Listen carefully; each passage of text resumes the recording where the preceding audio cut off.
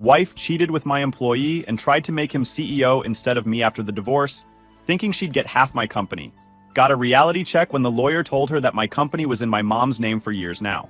All right, Reddit, buckle up, because this one's a wild ride from start to finish. I'm talking soap opera level drama, except it's my actual life, and I'm still processing how I didn't see this train wreck coming from a mile away. I'm 39, male, and I run a mid-sized tech company that specializes in custom software solutions for healthcare providers.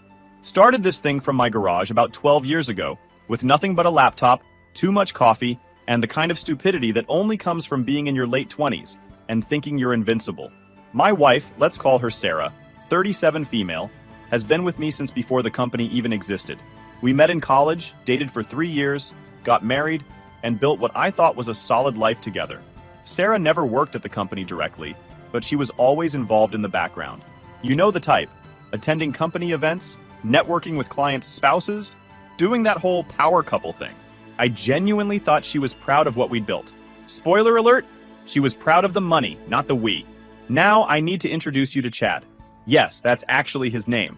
And no, I'm not making this up because it's too perfect.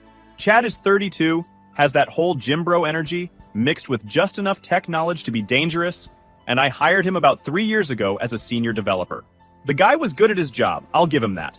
Charismatic, confident, and had this way of talking to clients that made them feel like they were getting the deal of the century. Looking back now, I can see how Chad worked his way into our lives. Started with him being extra helpful at company functions. Hey boss, let me grab you another drink. Sarah, that dress is amazing. You've got great taste. Little comments that seemed friendly at the time, but were clearly him testing boundaries. My wife ate it up. She loved the attention, loved having this younger guy treat her like she was special. About 8 months ago, I started noticing some weird stuff. Nothing major at first, just little things that didn't quite add up. Sarah started dressing up more for errands. We're talking full makeup, nice outfits, perfume. For a trip to Target, she'd take calls in the other room and get jumpy when I walked in. Her phone was suddenly password protected after years of it just sitting around. Classic signs, right? But I'm an idiot in love, so I brushed it off as wedding planning stress.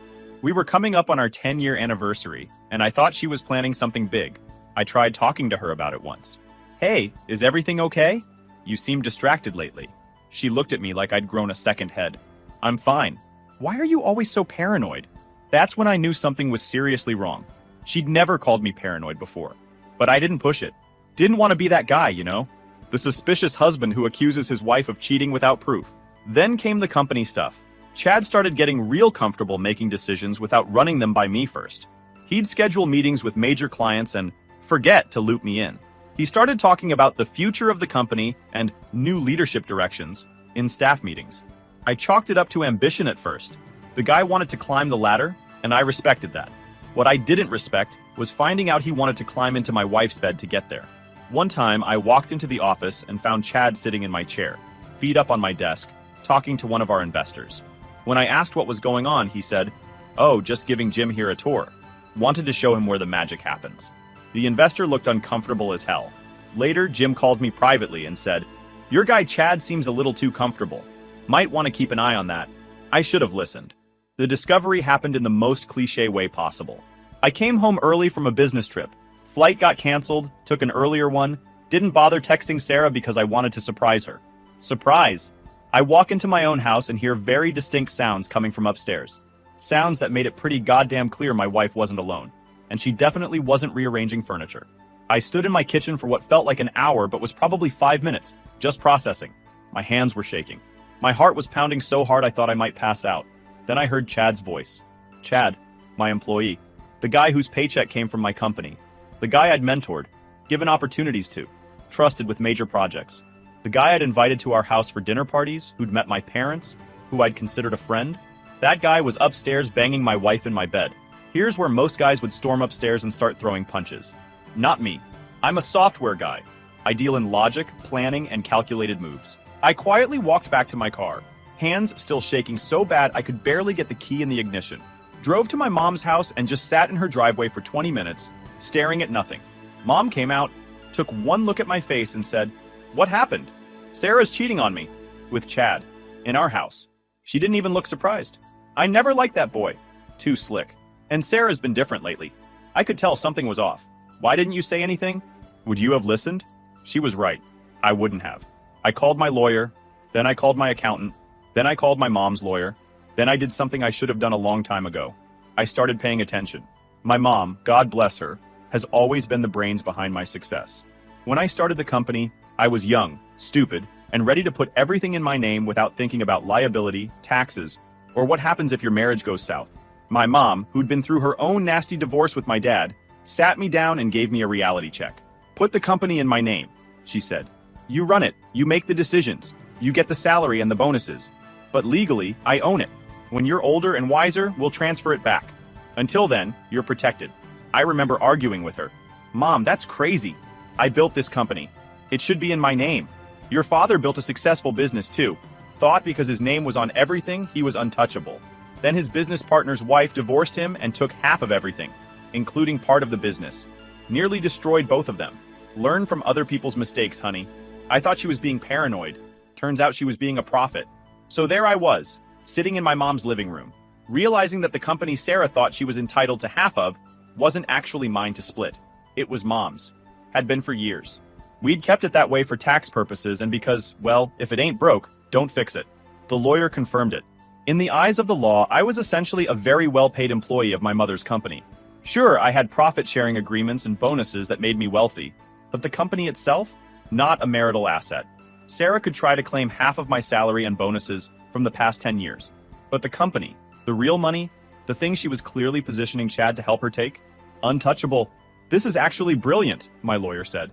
I've seen 100 cases where business owners get absolutely destroyed in divorce because they didn't think ahead. Your mother's a smart woman. She had good motivation. My dad tried to screw her over. Well, she just saved you about $7 million. Buy her something nice. I spent the next 2 weeks gathering evidence. Hired a PI who confirmed what I already knew.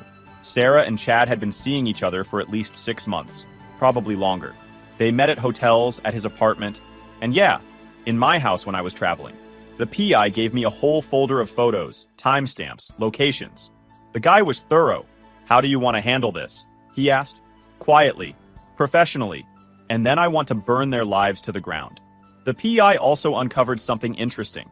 Sarah had been meeting with business attorneys, asking about company valuations and asset division in divorces. She'd consulted with 3 different lawyers, asking the same questions. How much of a privately held company does a spouse get in a divorce? What if the spouse runs the company?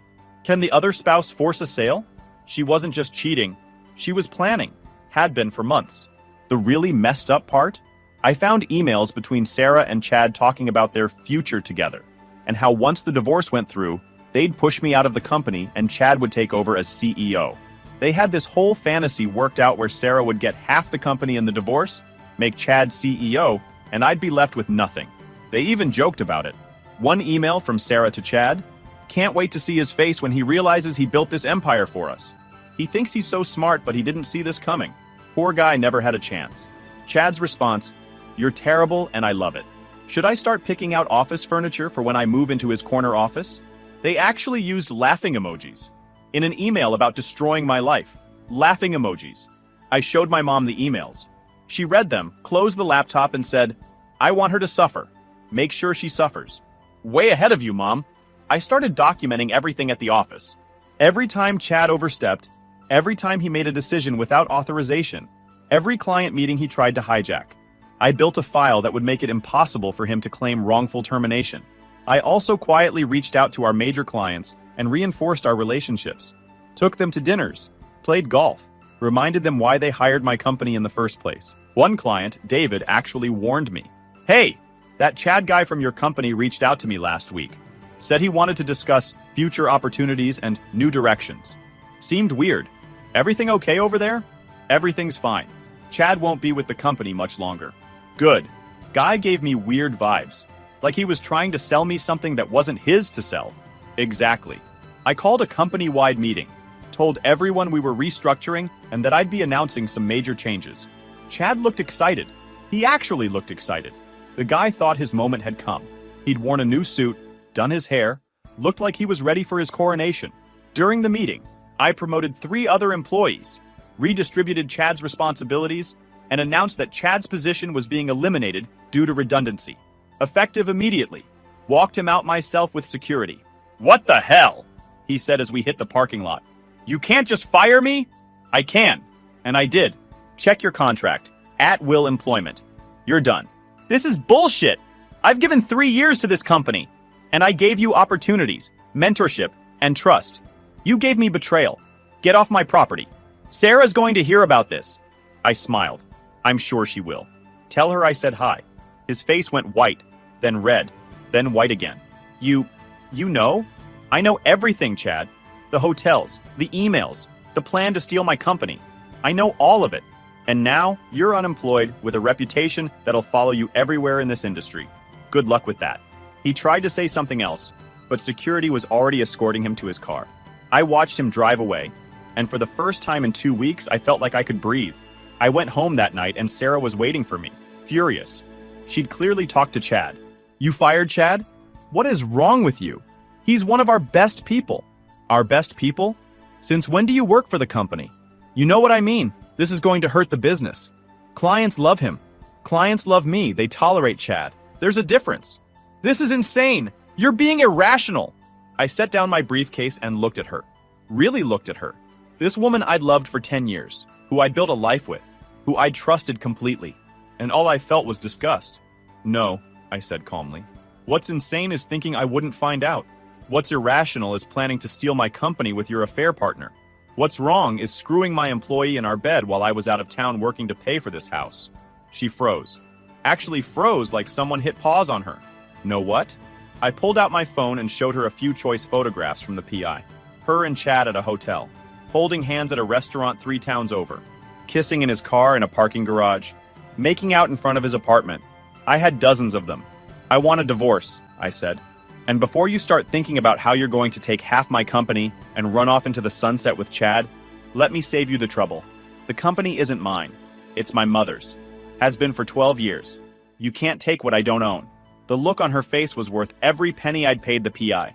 She went from shocked to confused, to angry, to desperate in about 15 seconds.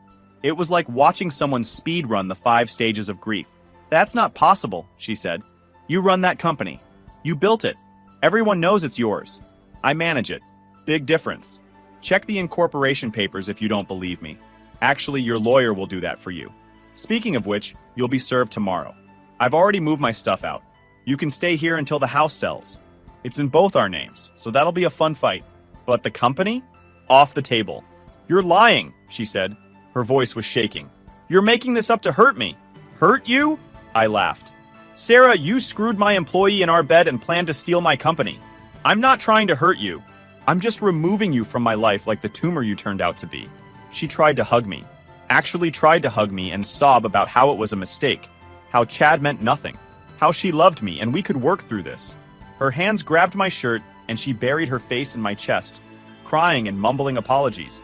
I peeled her off me like a wet sticker and walked out. Call your lawyer. You're going to need one. I slept at Mom's that night, and every night since. She made up my old bedroom, cooked my favorite meal, and didn't ask questions. Just let me process everything while she plotted Sarah's downfall from the kitchen table.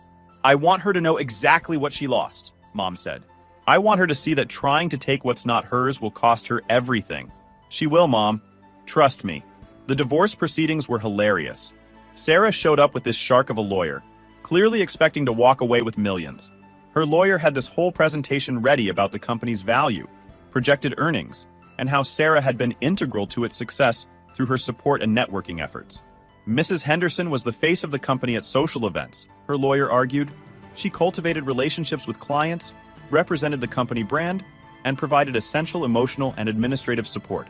Without her contributions, the company wouldn't be where it is today. My lawyer, bless him, just smiled and slid over the incorporation documents. The company is owned by Mrs. Patricia Henderson, the defendant's mother.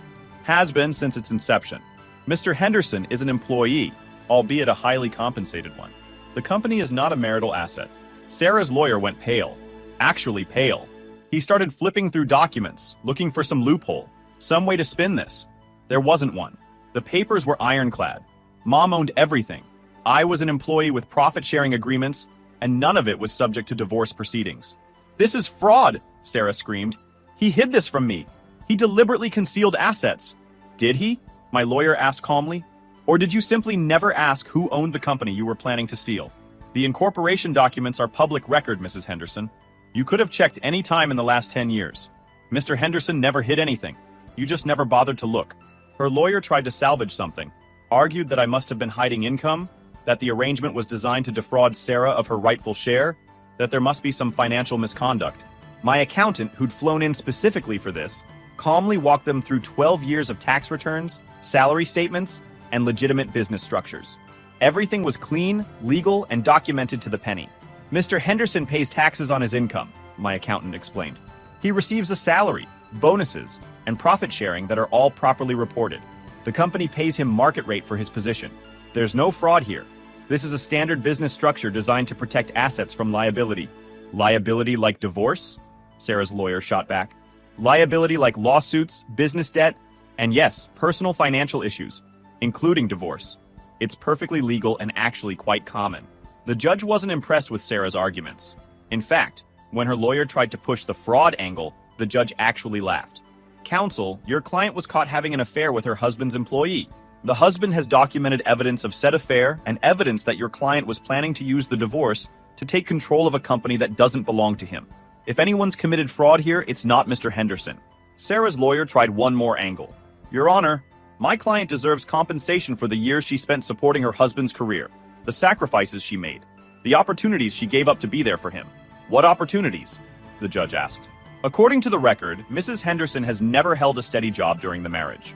She hasn't sacrificed a career to support her husband. She's simply chosen not to work while enjoying the benefits of his success. And now that she's been caught in an affair, she wants to claim she deserves half of everything? I don't think so. We settled out of court. Sarah got the house, which was worth about $600,000, but still had a $350,000 mortgage on it. She got half of our savings, which was about $80,000. She got her car, and that was it. No company, no stocks, no future royalties or profit sharing. She'd spent months planning this elaborate scheme with Chad and walked away with basically nothing compared to what she thought she'd get. Outside the courthouse, she tried one more time. This isn't fair. I was your wife for 10 years. That has to count for something. It did count for something, I said. Until you decided Chad's dick was worth more than our marriage. You made your choice, now live with it. I made a mistake. People make mistakes. Mistakes happen once. You planned this for months. That's not a mistake, that's a decision. And decisions have consequences.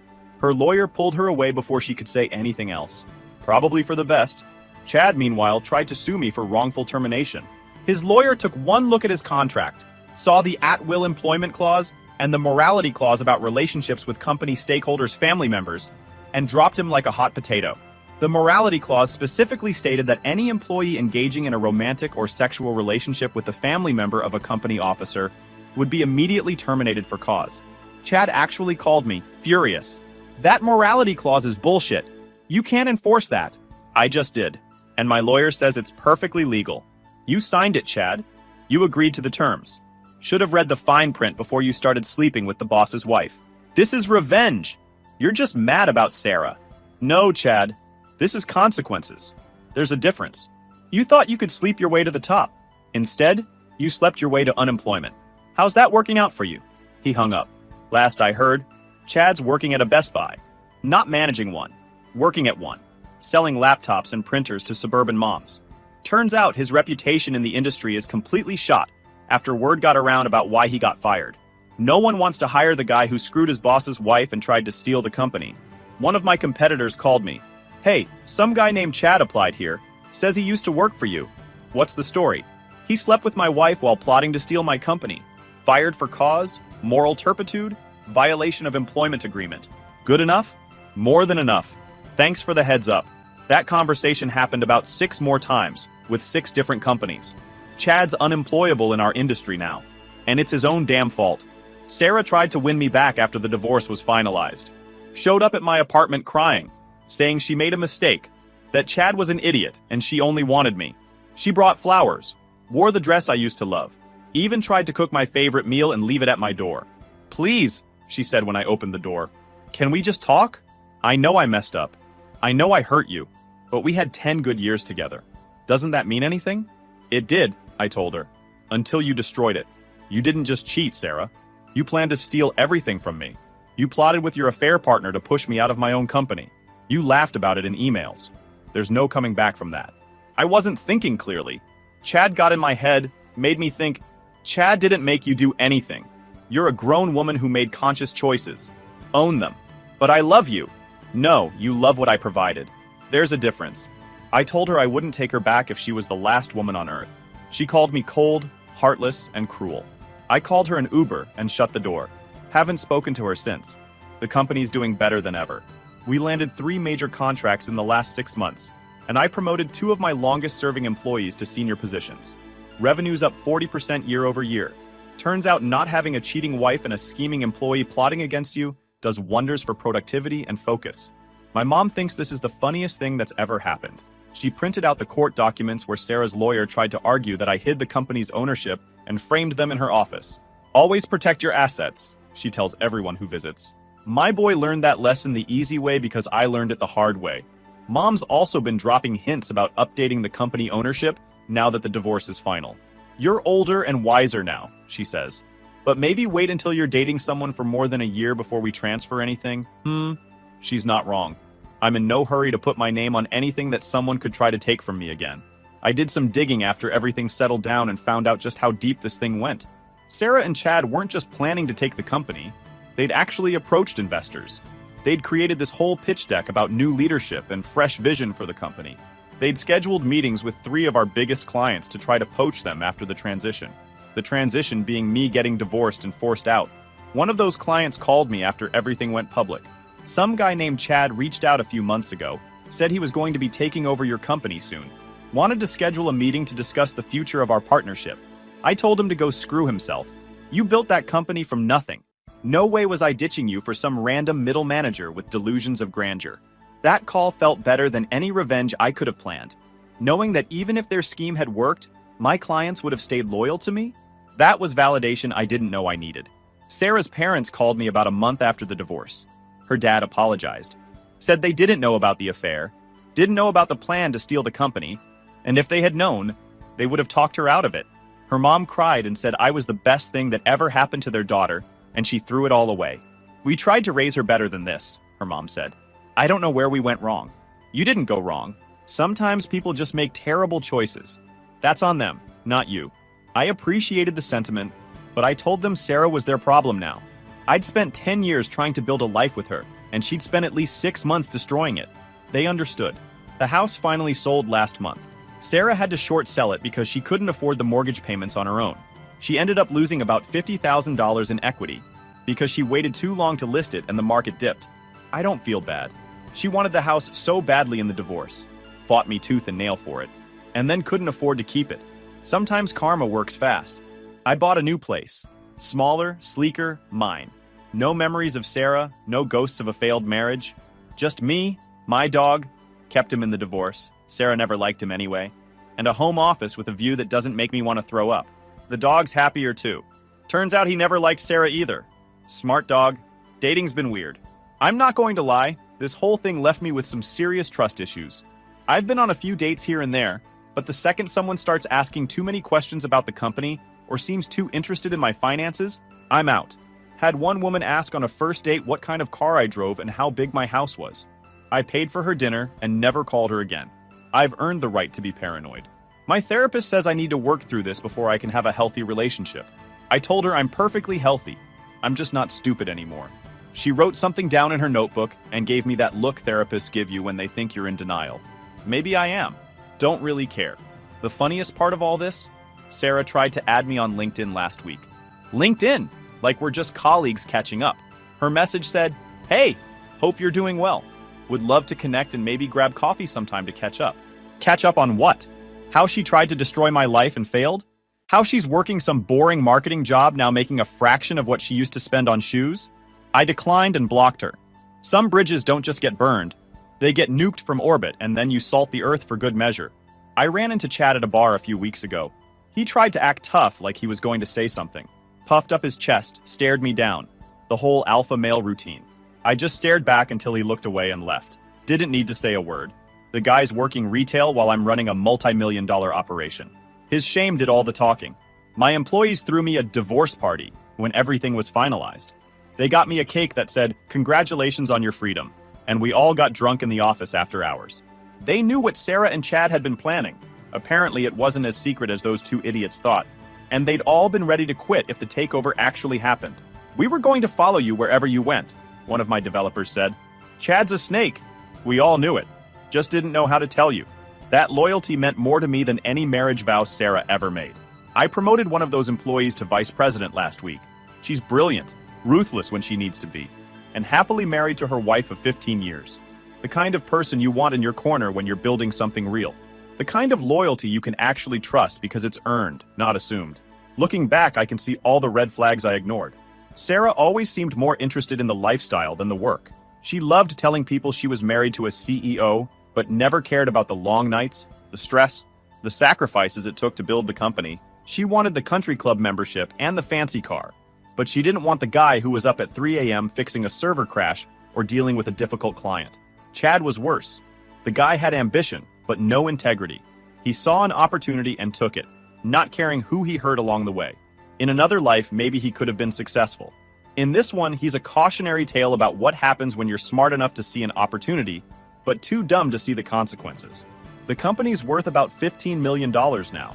If it had been in my name during the marriage, Sarah could have argued for half, $7.5 million, gone to a woman who cheated on me and tried to push me out of my own company. Instead, she walked away with a house she had to short sell and half of our savings account.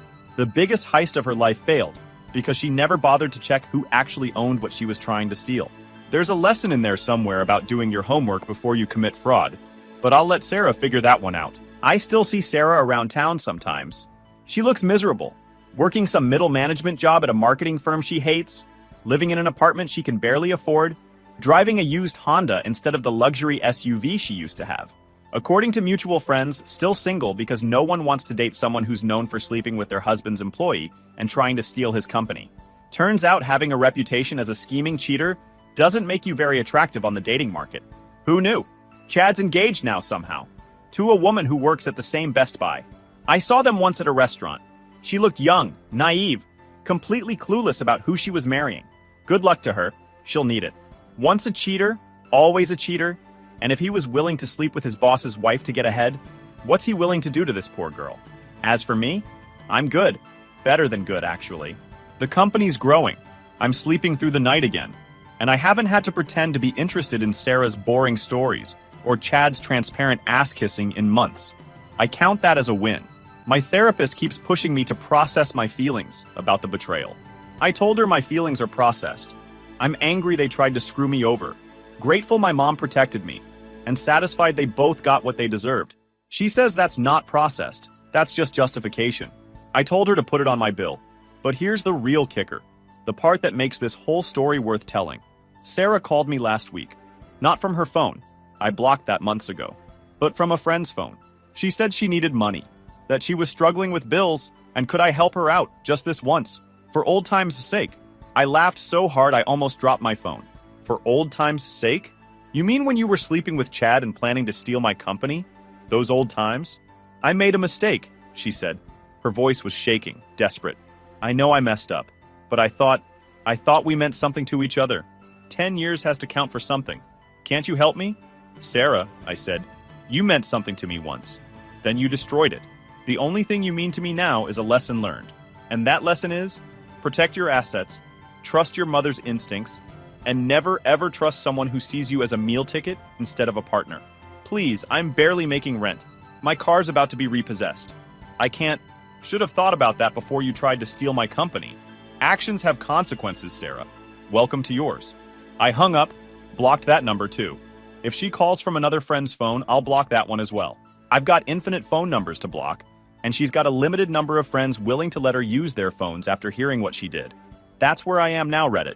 Single, successful, and significantly less naive than I was a year ago. My mom still owns the company on paper, but we're working with lawyers to transfer it to me now that the divorce is finalized, and I'm not at risk of losing everything to a cheating spouse. We're taking our time, though. No rush. Mom's enjoying being a business owner, even if it's just on paper. Sarah thought she could play me, thought I was too trusting, too in love, too stupid to see what was happening. She was right about the first two. I was trusting, and I was in love. But I wasn't stupid. Or rather, my mom wasn't stupid, and I was smart enough to listen to her advice 12 years ago. Chad thought he could sleep his way to the top. Turns out you can't steal someone's company when they don't actually own it. Funny how that works. And me? I learned that sometimes the best revenge isn't revenge at all. It's just letting people face the consequences of their own actions and walking away with everything they thought they could take from you.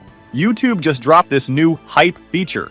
If you're hooked on this story, smash that hype button.